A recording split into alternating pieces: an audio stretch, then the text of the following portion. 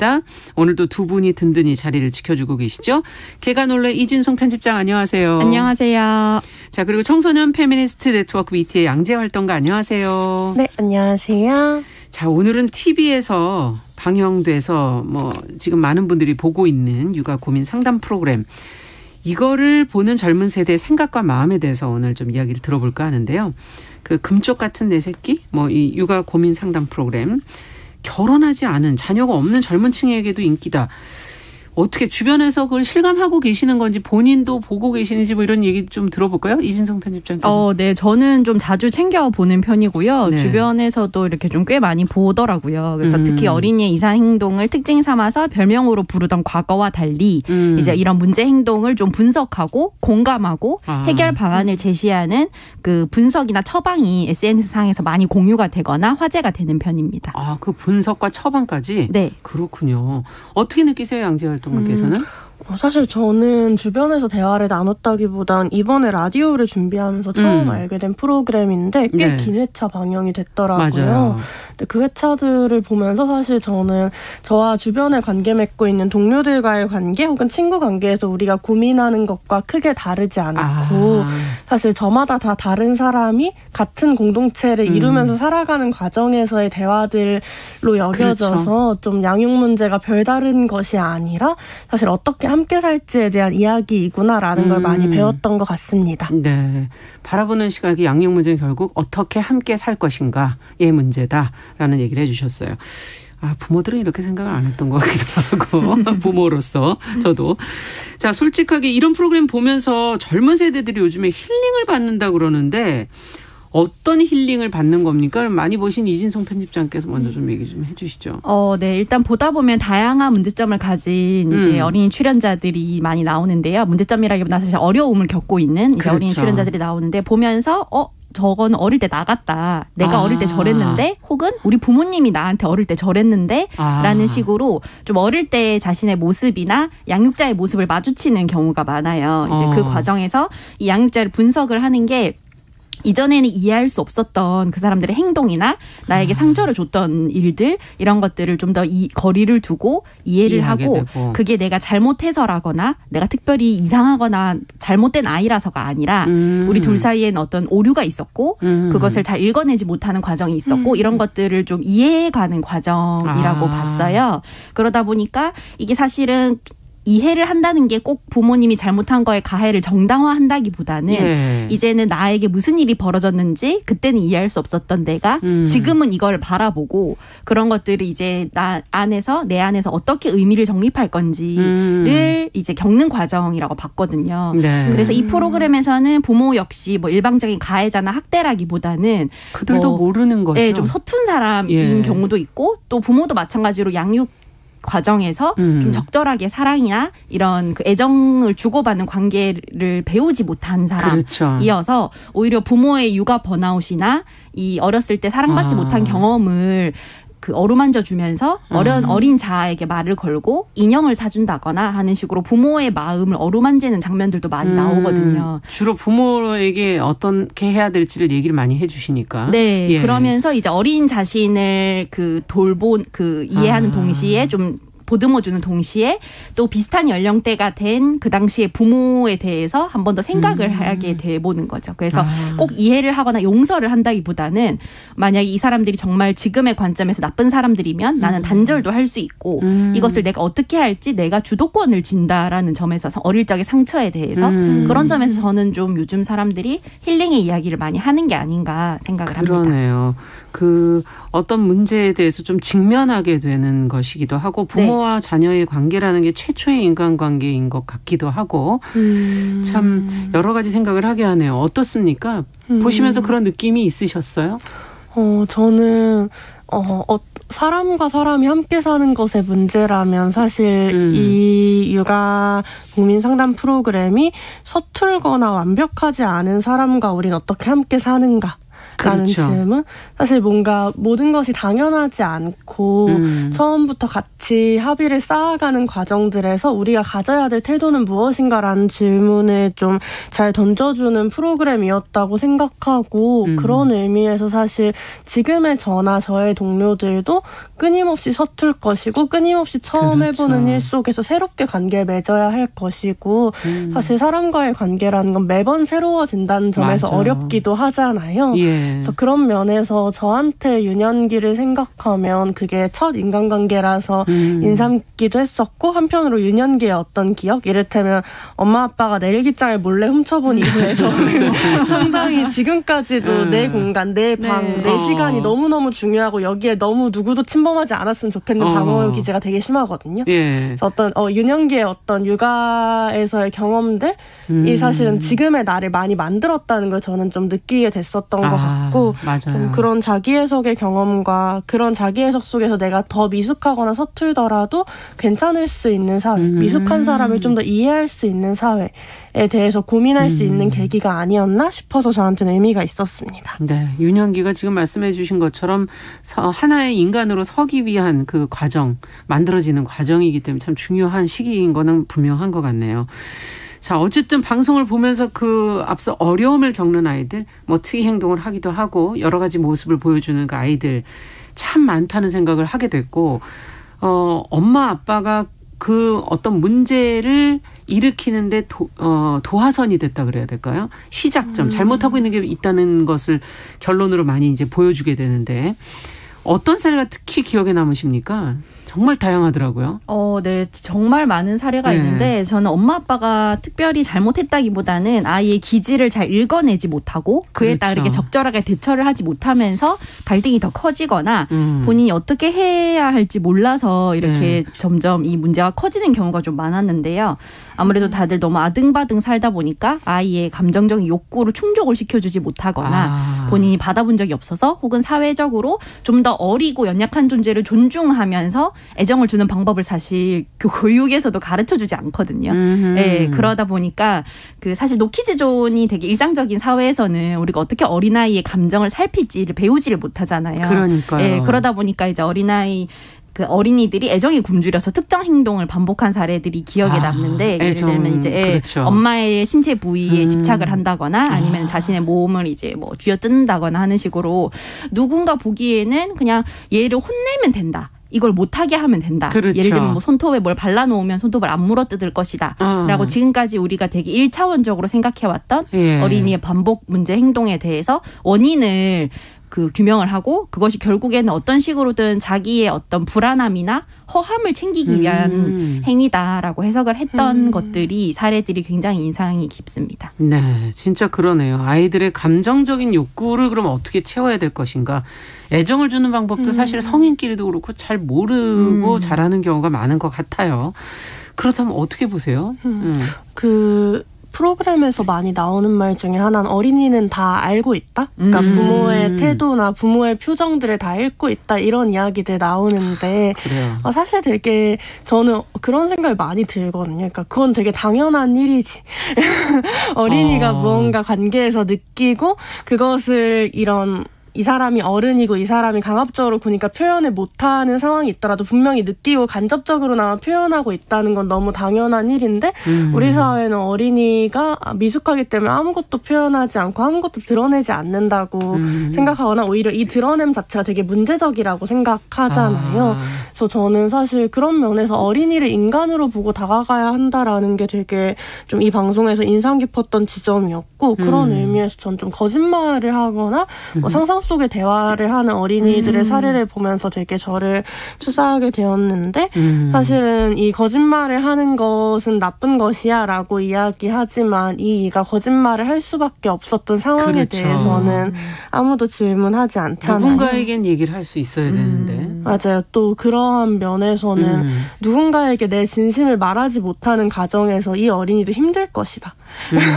그래서 저도 사실 솔직하지 않았기에 부모님한테 사랑을 받을 때 별로 떳떳하지 않았고 그래서 그 사랑이라는 감정이 완전히 받아들여지지 않은 채로 남아있을 때가 있었는데 그런 것처럼 사실 거짓말을 하는 어린이도 힘들 수밖에 없고 그 힘든 상황을 만든 건 서로 간의 문제이기도 하다. 예. 네, 이런 얘기들이 좀 인상 깊었던 것 같습니다. 네, 표현을 못하는 걸 넘어서서 다른 표현을 하는 단계로 간다는 거죠. 거짓말이라는 게. 예. 자, 뭐 엄마 아빠는 날 사랑해서 그렇다라고들 얘기를 하면서 뭐 체벌을 하는 경우도 있고 뭐 실수를 하는 경우도 있고 물론 잘못을 알면서도 고치지 않는 부모도 분명히 있긴 할 겁니다. 어쨌든 우리의 훈육의 문화, 그동안의 문화를 한 번은 점검해 볼 필요가 있는 것 같다는 생각도 들고, 어떻게 바뀌어야 될까요? 어떤 점이 문제라고 느끼십니까? 일단 우리의 훈육 문화라는 게 그 많은 부분이 주변의 눈치 보기와 예절을 많이 강조를 했습니다. 예, 그러다 보니까 아이를 어떻게든 통제하는 거에 목적이 있었고 그러다 보니까 때린다거나 이제 소리를 지른다거나 협박을 하는 식으로 이제 많이 아이들에게 가르침을 주려고 했던 것 같아요. 네. 그래서 아이에게 모욕감을 주지 않고도 존중하면서 사회 일원으로 키워낼 수 있는데 이런 무조건적인 금지나 통제, 공포로 훈육하려고 했던 경향이 좀 아무래도 많았던 것 같고요. 네. 저도 좀 그런 시대, 저는 90년대 유년 시절을 보냈기 때문에 그런 시기를 많이 보냈었고 좀 인상적이었던 거는 이제 너는 왜 쟤 같지 않냐라는 어떤 야단 속에서 예, 존재하는 어른들이 굉장히 기특해하고 우리 애도 저랬으면 좋겠다라고 생각하는 그 이상적인 아이의 상이 있어요. 예. 소위 말하는 철이 들었고 얌전하고 자기 일은 알아서 스스로 하고 어른을 배려하는 상상 속의 그 아이가 있는데 엄친 딸이잖아요. 엄마 네, 친구 그렇죠. 딸. 그래서 저희는 이런 어린이를 되게 철들었다. 네. 뭐 속에 어른이 들었다. 이러면서 막 칭찬을 하는데 이 프로그램에서는 이런 어린이의 마음속에 숨어있는 어려움을 찾아내요. 이게 어린이가 부모나 형제들에게 부모처럼 행동을 하도록 강요하는 어떤 역할 역전이라던가 부모화 같은 개념을 알면 이 아이가 사실은 자기가 보호받고 있지 못하고 오히려 자신이 어른을 돌봐야 한다라고 생각하는 좀 위태로운 상황에 놓여 있다라는 걸 알 수 있게 되거든요. 그래서 이런 프로그램을 보고 나서는 우리가 생각하는 우리가 보기에 굉장히 기특하고 철든 아이. 예전에는 그래서 마지들이 주로 그런 모습들 많이 보였잖아요. 맞아요. 네. 그래서 이 철든 아이라는 거를 더 이상 좀 기특해하지 않게 됐거든요. 아, 그렇군요. 네. 그래서 어리광은 사실 총량이라는 게 있어요. 인생에서. 그래서 어렸을 때 이게 충분히 채워지지 못하면 불시에 언제 터져 나와서 내면의 어린아이가 갑자기 자기를 그렇죠. 찾아올지 사실 모르는 거거든요. 그래서 이렇게 어떤 약자가 내가 보기에 편하고 나를 귀찮게 하지 않는 모습으로 있었으면 좋겠다라는 어떤 감정이 결국에는 훈육 문화에서 어린이를 조용하게 만드는 거에 저는 좀 영향을 미쳤다고 생각을 하거든요. 네. 그래서 이 부분에 대해서 생각을 좀 많이 해봤습니다. 네. 어떠셨어요? 맞아요. 저도 되게 비슷한 생각들이 많이 들었는데 이를테면 막 다른 사람과의 식사 자리에서 막 가족들 중에 어른들만 아는 얘기들을 막 하고 이런 얘기들은 아직 애들은 잘 모르는 얘기고 그쵸. 애들은 되게 티 없이 맑고 밝기만 하면 된다고 막 생각을 하잖아요. 네. 근데 동시에 아이들은 모르는 얘기를 막 하고 있는 거기에서 조금이라도 아이들이 딴청을 피우면 얘같이 좀 굴지 마라. 좀 얌전히 있어라. 이런 식으로 얘기를 하잖아요. 근데 사실은 좀 이런 어린이와 함께 대화하는 자리이기보다는 어른들과 함께 온 사람 정도로 어린이가 인식되는 문화? 맞아요. 조금 있는 것 같아요. 예. 그러니까 물론 사실은 대화를 할 수 있는 영역의 차이는 있을 수 있지만 그쵸. 이 공간에서 이 어린이가 어떤 욕구를 느끼고 어떤 소통을 하고 싶어 하는지 고려해 왔어야 됐는데 사실은 가정이나 가정 밖의 사회적 공간에서 어린이가 이런 대화나 존중의 대상이었던 경험이 많이 없었던 것 같다라고 저는 생각이 많이 들었고 그래서 좀 일방적으로 예뻐할 수 있는 대상 혹은 일방적으로 그냥 용돈 주는 대상. 떠오르네요. 예. 네, 그렇죠. 사실 반려동물한테도 막 이렇게 그렇게 그렇게 함부로 예뻐하거나 이러면 안 되는데 맞아요. 사실은 어린이에게도 그러한 문화들이 있어서 좀 저는 그런 아이를 예쁘고 귀여워하는 문화들이 모두가 잘못된 것은 아니지만 조금 더 조심할 필요는 있지 않을까? 그러니까 예뻐하고 그러네요. 귀여워하는 것에 이전에 좀 존중해야지 그 애정이 오롯이 가지 않을까라는 생각이 들고요. 또 한편으로 이 프로그램을 보면서 뭔가 체벌에 대한 얘기도 종종 나오는데 네, 맞아요. 이제 체벌이 좀 많이 좀 아동학대 이슈 이후에 근절되어가는 추세이고 네. 때리지 말자라는 어떤 결론들이 이어지고 있지만 여전히 어떤 특정한 대화를 통해서 풀어나가기보다는 불이익이나 벌을 주는 것으로 자녀를 교정하는 경우가 많고 뭔가 자녀의 행동을 교정해야 할 때에도 이것이 왜 교정되어야 하는지 함께 합의하기보다는 그냥 어떤 권력에 의해서 이것을 네. 교정시켜 버리면 그 권력이 무서워서 안 하게 되는 그렇죠. 것이고 그 당시에는 사실은 네. 그게 체벌과 똑같은 효과라고 저는 생각하거든요. 예. 아프니까 안 하는 거랑 무서워서 안 하는 게 똑같은 것 같아서 이런 면에서 사실 우리가 받아온 훈육에서 지금이 조금 나아졌지만 여전히 아이를 벌 주는 방식으로 기르는 것. 이것이 좀 더 개선되어야 그거는 한다. 스스로 변화한 것은 아닌 거네요. 네, 어쨌든. 그렇죠. 네. 그렇기도 하고 한편으로는 굴욕감과 모욕감 혹은 느끼고. 불안함을 느낄 수밖에 없는 그렇죠. 방식이니까요. 예. 과연 그러면 존중을 토대로 해서 과연 그 후에 아동들의 어떤 행동 변화를 이끌어낼 수 있는가 하는 부분 얘기해 주셨는데 갑자기 제가 부모 입장에 한번 되게 생겼어요. 부모가 다 처음이잖아요. 부모도. 그러다 보니 육아로 인한 그렇죠. 어려움 또 뭐 생계를 이어가야 되는 어려움 뭐 이런 것 속에서 번아웃이 오기도 하고 부모 입장에서 본다면 육아 부담이라는 것을 예전에 뭐 대가족이 함께 나눴다는데 요즘엔 이제 뭐 그럴 수도 없는 상황이고 어떻게 해야 될까요? 이것도 좀 가벼워져야 서로가 마음이 좀 심리적인 어떤 편안함 속에서 서로를 대할 수 있지 않을까 하는 생각도 드는데요.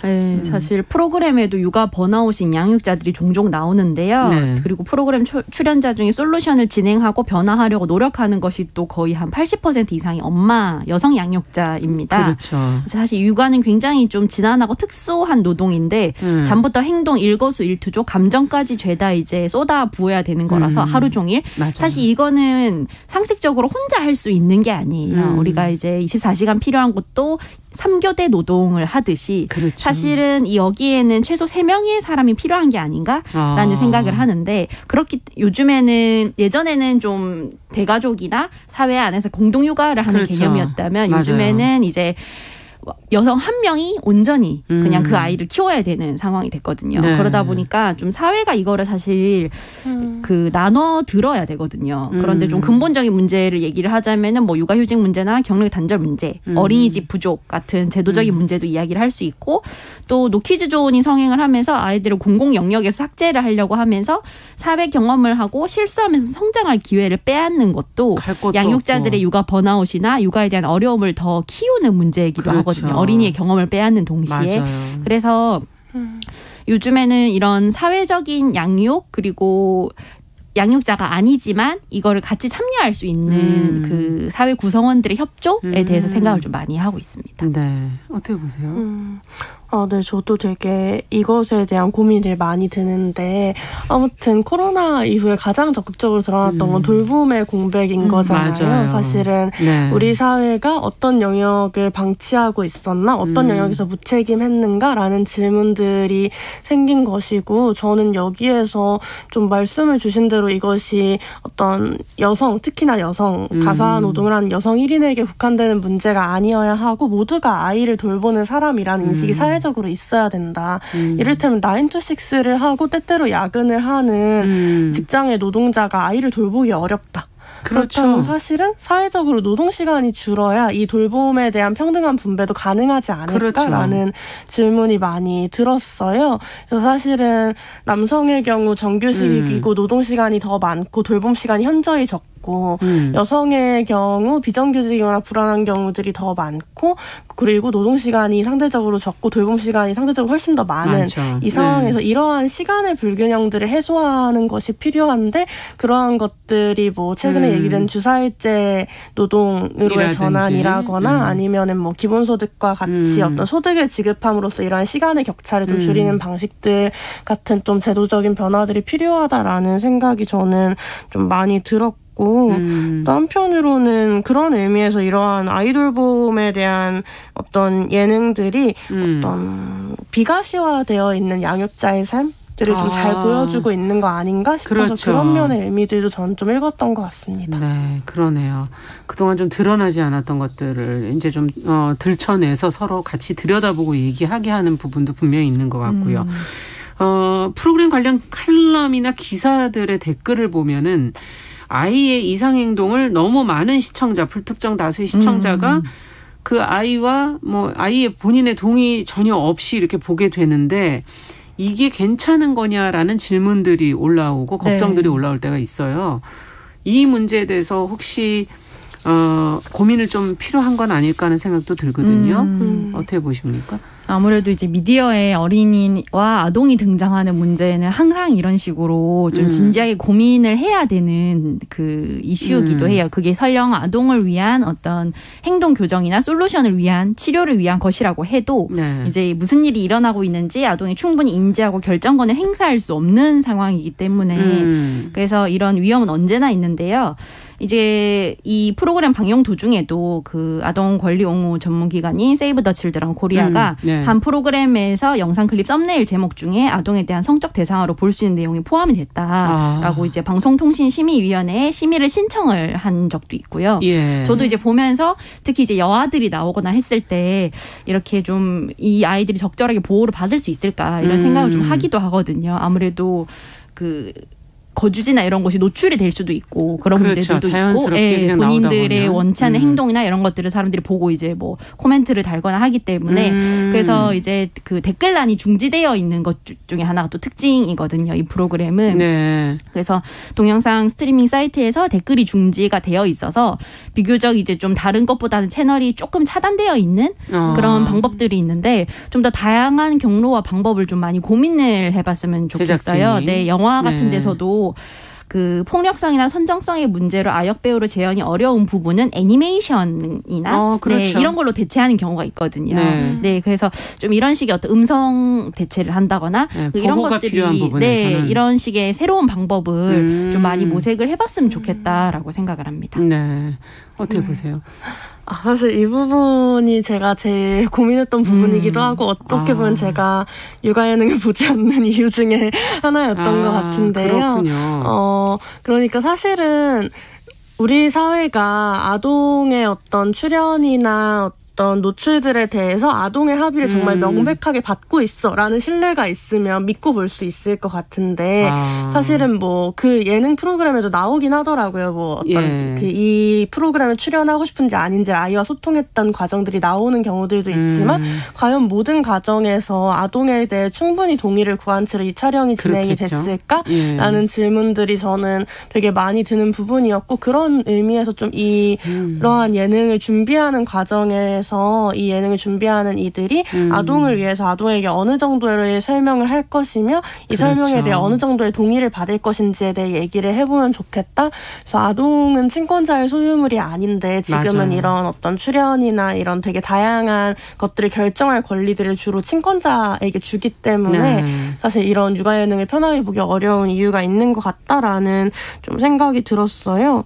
최근에 제 동료 중에 한 분도 육아를 시작하면서 저도 좀 육아를 하는 이들의 문화와 그 안에서 보게 되셨군요. 네, 아동의 사진들이 유통되는 방식들에 대한 고민들이 좀 생겼고 그래서 많은 얘기들을 해봤었는데 그래서 중요한 것은 사실 그러한 사진을 올리는 거, 육아 예능 하는 거 이거 자체가 문제라기보다는 이러한 이들의 모습이 어떻게 재현되는지 혹시 인권 침해적이거나 대상화되는 면들은 없는지 혹은 이러한 재현에 있어서 아동에게 설명이나 동의를 구했는지 이러한 것들이 사실 되게 핵심적인 부분이라 생각합니다.